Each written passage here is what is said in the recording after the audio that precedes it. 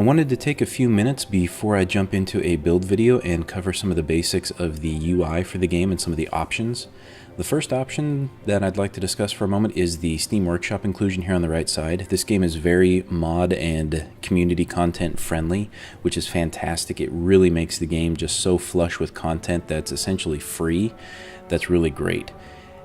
You can download a lot of things in bulk, and I wouldn't do that through the game itself here. I would do that external to the game in the Steam Workshop, where it's just a little easier to queue a lot of things up, and some of the assets and mods that you download require the game to be restarted anyway, so you might as well do the bulk downloads external to the game.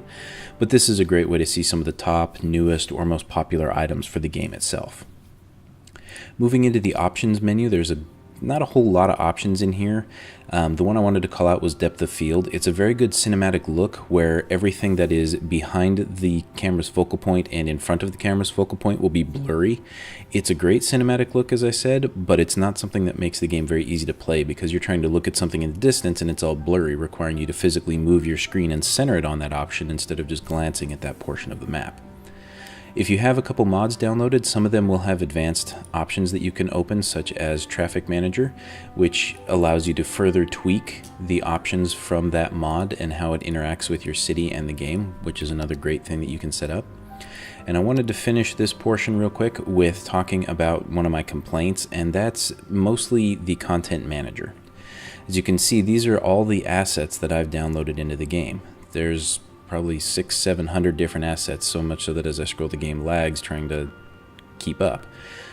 But the problem is there's probably about 50 to 100 of these that are broken now, and there's no easy way for me to sort through these to find the broken ones to delete them and remove them. So I wish that they would include some actual filters to it beyond the search option, because unless I know the file name, it's not always easy to tell the individual file name here from the description here, so it can sometimes be difficult to go find these and get rid of them. So that's my only real complaint about the game menus and things like that itself. Overall, everything's very clean and very smooth, and it's very reminiscent of the SimCity and City XL layout and UI, which is a good thing. So let me load up a city real quick and we'll take a look at the in-game menus. And while my game's loading, I wanted to mention that the more assets you have downloaded, the longer the game actually takes to load. And you may see the animating circle here or the bar pause for what seems like a long amount of time. Right now it takes my game about 6.5-7 minutes to load, and that's because I have a lot of assets and I don't have the game installed on an SSD right now, so it can take a long time. And the first few times I went through the loading, I thought the game was frozen because it, for all purposes, looked frozen.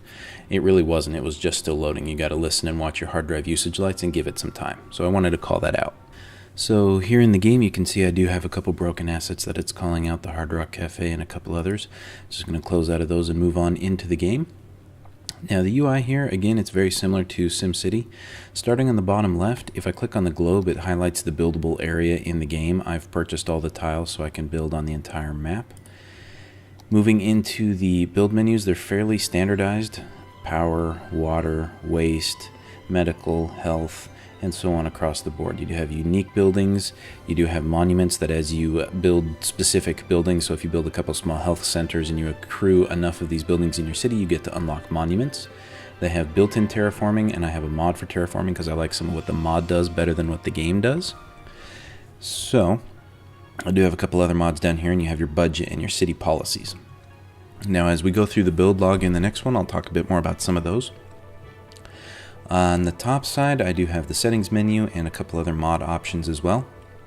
The magnifying glass is nice because you can view a certain segment of your infrastructure and it'll bring up the stats of what's actually traveling on that piece of road, and you can see all the cars or pedestrians or public transportation that are going to be using that set of infrastructure, which can be really nice in figuring out why you have a traffic problem, where those cars are coming from and how they're getting there, and so on and so forth. So it's a very handy tool. Top left, just like SimCity and Cities XL, you have your information chart. So if you click on any of these, it will bring up the statistics. So if I want to check my healthcare or death care, as I have the options, it will highlight the buildings in purple and show through the green reach where they're able to go easily. Now it doesn't mean that they can't go farther. As you can see, the buildings out here are not quite green, but they are still in the reachable zone. It's just not going to be instant for them. It will take longer for healthcare to get out to them. You can view your pollution, your wind, your natural resource sections, and your usage of the natural resources. You've got your traffic, noise pollution, and other things like that. So there's a lot of good information that you can see up there. One thing I really like about this, though, is if you go into any of the build menus, so say I go into build healthcare, I've got a medical clinic selected, and it again highlights my healthcare and the reach. So if I go to place it here, you can see the green becomes extra green, and the little gray area in between is now filled out as I move into it. If I switch to the death care, boom, you can see my crematorium there, and I can expand it as I move around the city to place it. So it really helps you figure out where you need to place certain items or where you can to get the most benefit out of them. In terraforming and tree placement for certain items, you can use the numpad. So if I scroll down, I can place one individual tree. Let me pick a bigger tree here. Or if I use my numpad plus or minus, I can make it a larger area and I can paint a forest fairly easily, better than placing one individual tree. So there's some options like that that are really great. Now the stock terraforming for the land, you can't really expand it out to do that. It doesn't work in the same way.